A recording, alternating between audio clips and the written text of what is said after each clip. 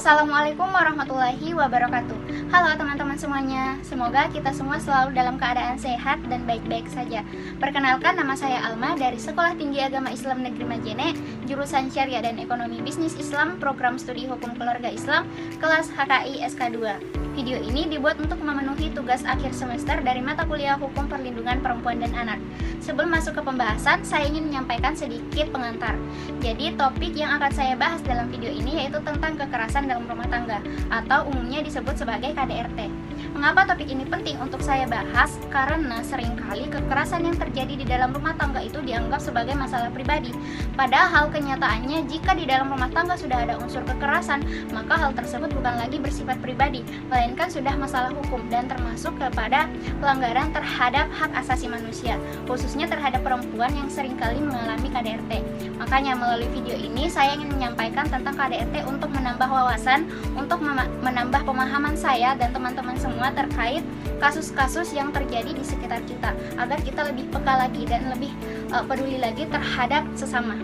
Menurut Undang-Undang Nomor 23 Tahun 2004 tentang penghapusan kekerasan dalam rumah tangga, KDRT adalah setiap perbuatan terhadap seseorang, terutama perempuan, yang mengakibatkan penderitaan secara fisik, psikis, seksual, maupun penelantaran rumah tangga. Adapun ruang lingkup rumah tangga itu sendiri adalah suami dan istri, kemudian anak, baik itu anak kandung, anak angkat, maupun anak tiri.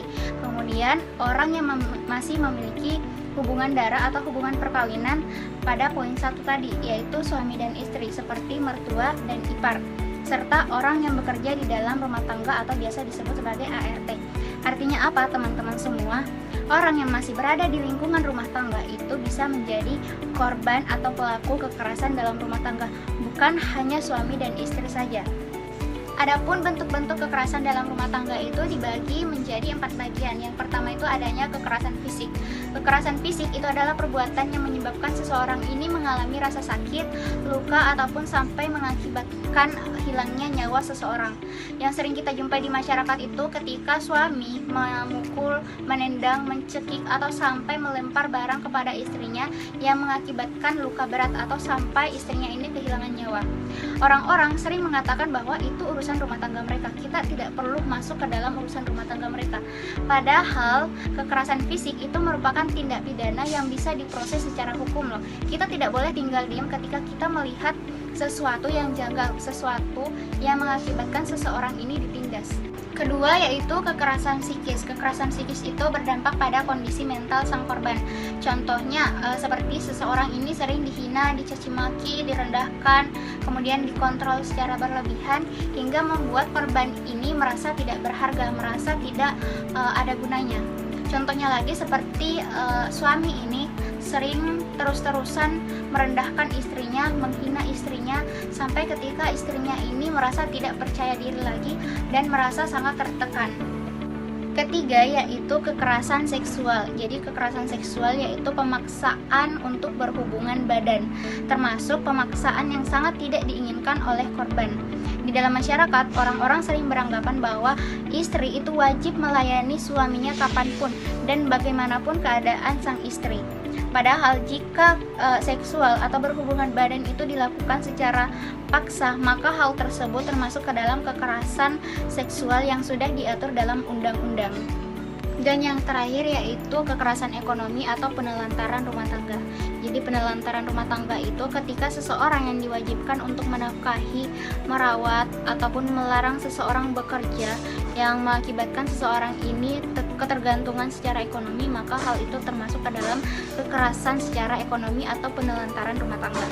Contoh kecilnya sering terjadi di masyarakat atau di lingkungan keluarga itu ketika suaminya ini tidak bekerja, kemudian istrinya juga dilarang untuk bekerja di luar mencari nafkah, kemudian tidak menafkahi istri dan anaknya, dan mengambil hak istrinya untuk digunakan secara pribadi. Kekerasan dalam rumah tangga itu tidak terjadi tanpa adanya suatu sebab.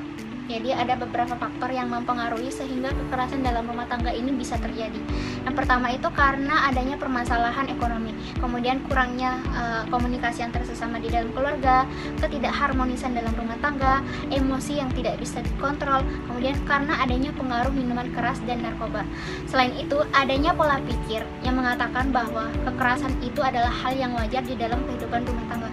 Padahal hal seperti itu adalah salah satu pemicu terjadinya kekerasan dalam rumah tangga. Negara memberikan perlindungan hukum bagi korban kekerasan dalam rumah tangga, yaitu diatur dalam Undang-Undang Dasar 1945 pada pasal 28 di ayat 1 yang menyatakan bahwa setiap orang berhak atas perlindungan diri, rasa aman dan bebas dari ancaman kekerasan.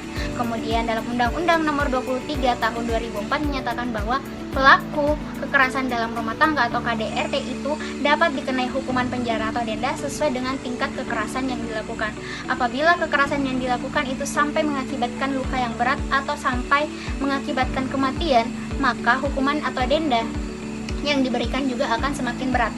Namun ternyata KDRT ini termasuk ke dalam delik aduan, yang dimana delik aduan itu sendiri adalah kasus yang bisa diproses apabila korban ini melapor. Apabila korban tidak melapor, maka kasus ini tidak bisa diproses secara hukum. Artinya, jika seseorang mengalami kekerasan dalam rumah tangga, maka yang harus melapor adalah korban itu sendiri, bukan orang lain. Kemudian, jika korban ingin melapor, maka melapornya itu kemana? Jadi korban itu bisa melapor kepada pihak kepolisian, kemudian lembaga perlindungan perempuan dan anak, kemudian bisa juga kepada lembaga bantuan hukum, atau bisa juga melapor kepada pihak terkait lainnya seperti tokoh masyarakat terdekat. Sebagai penutup dari saya ingin menegaskan bahwa kekerasan itu bukanlah bentuk cinta dari seseorang dan diam bukanlah suatu solusi. Kita sebagai perempuan berhak untuk hidup dengan rasa aman, berhak untuk dihargai, berhak untuk bebas, dan berhak untuk diperlakukan secara manusiawi.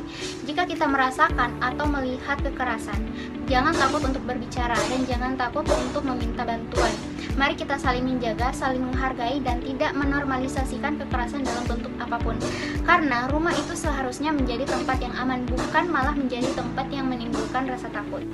Itulah tadi sedikit penjelasan dari saya terkait kekerasan dalam rumah tangga atau KDRT yang diatur dalam Undang-Undang Nomor 23 Tahun 2004. Kurang dan lebihnya mohon dimaafkan. Wassalamualaikum warahmatullahi wabarakatuh.